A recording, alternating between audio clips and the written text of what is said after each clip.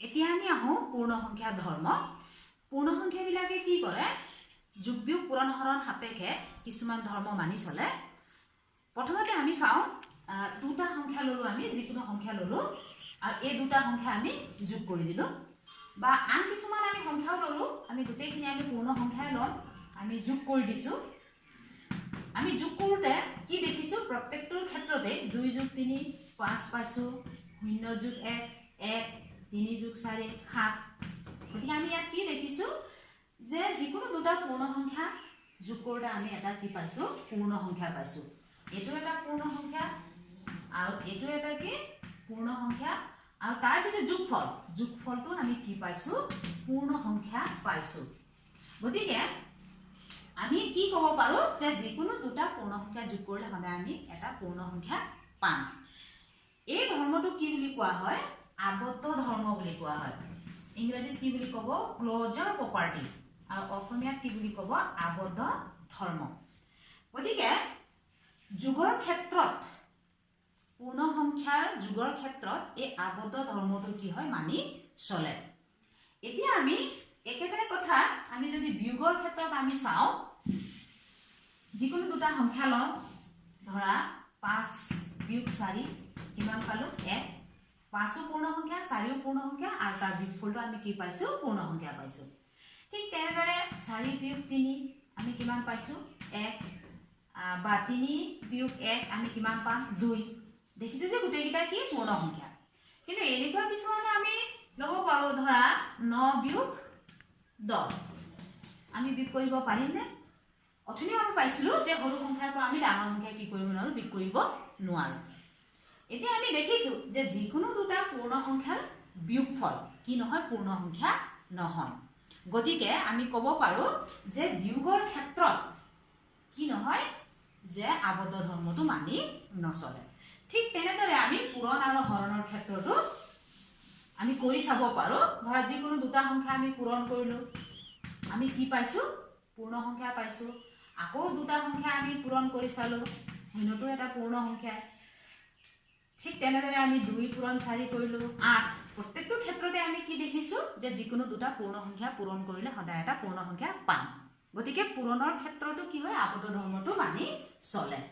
ঠিক তেনেদৰে আমি হৰণৰ ক্ষেত্ৰত যদি আমি চাওঁ, ধৰা 4 হৰণ 2 আমি কিমান পালো, 2। 5 হৰণ 3 আমি হৰণ কৰিব পাৰোনে? অথনি আমি সংখ্যা ৰেখাটো কৰি চাইছিলো, ইয়াত আমি হৰণ কৰিব নোৱাৰো। গতিকে আমি কি ক'ব পাৰো যে এই আবদ্ধ ধৰ্মটো হৰণৰ ক্ষেত্ৰত মানি নচলে। গতিকে আমি কি পালো, আবদ্ধ ধৰ্মটো যোগৰ ক্ষেত্ৰত মানিব আৰু পূৰণৰ ক্ষেত্ৰত মানিব, কিন্তু বিয়োগ আৰু হৰণৰ ক্ষেত্ৰত মানি নচলে। এতিয়া আমি যাওঁ বেলেগ এটা ধৰ্মলৈ। আমি যিকোনো দুটা পূৰ্ণ সংখ্যা ললো আৰু পূৰ্ণ সংখ্যাটো আমি যোগ কৰি দিলো। ধৰা 2 আৰু 3 আমি যোগ কৰিছো, আমি কিমান পাইছো, 5।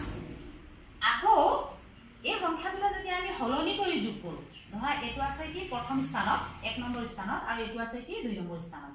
এতিয়া ইয়াক আমি কি কৰিলো, সলনি কৰিলো। তাৰমানে 2 নম্বৰ স্থানত থকাটো মই 1 নম্বৰলৈ আনিলো, আৰু 1 নম্বৰত থকাটো মই 2 নম্বৰলৈ নিলো। কিমান পালো মই, 5 পালো। ধৰা এটা আমি উদাহৰণ ল'ব পাৰো, ইয়াত 3টা পেঞ্চিল আছে আৰু ইয়াত 2টা পেঞ্চিল আছে। আমি কিমান লগ লগাই দিলে আমি কিমান পাম, 5টা পাম।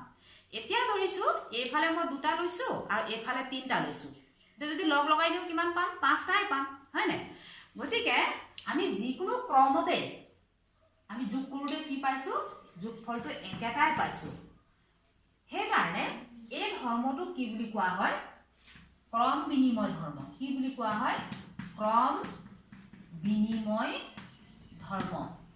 মানে ক্ৰমৰ আমি বিনিময় কৰিছো, জেগা সলনি কৰিছো। এতিয়া যোগৰ ক্ষেত্ৰত আমি দেখিছো যে আমি যিকোনো ক্ৰমতে কি কৰিব পাৰো, পূৰ্ণ সংখ্যা যোগ কৰিব পাৰো, বা যোগ কৰোঁতে আমি কি পাম, একেই সংখ্যা পাম। সেইকাৰণে এই ক্ৰম বিনিময় ধৰ্মটো যোগৰ ক্ষেত্ৰত মানি চলে। ক্ৰম বিনিময় ধৰ্মটোক ইংৰাজীত কি বুলি ক'ব, কমিউটেটিভ প্ৰপাৰ্টি বুলি ক'ব। এতিয়া আমি চাওঁ বিয়োগৰ ক্ষেত্ৰত এই ধৰ্মটো মানি চলে নে নচলে। ইয়াত আমি বিয়োগ কৰি চাওঁ, আমি 3ৰ পৰা যদি আমি 2 বিয়োগ কৰি দিম, কি পাম, 1 পাম। আৰু 2ৰ পৰা আমি 3 বিয়োগ কৰিব পাৰিমনে?